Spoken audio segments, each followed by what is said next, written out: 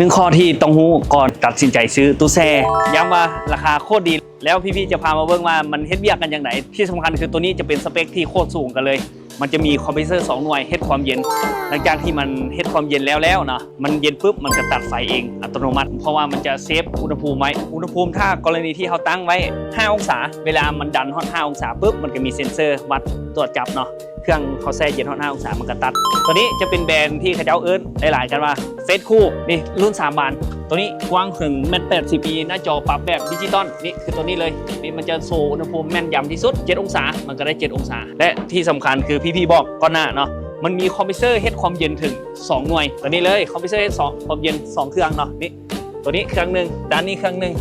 ราคาเพียงแต่11ล้าน5แสนกีบเด้อด่วนเด้อเครื่องแม่นมีจำนวนจำกัดเนาะตู้แช่3บานกว้าง1.80 จังซี่ตัวใหญ่เลยพี่ๆจัดให้เพียง50เครื่องเท่านั้นเด้อ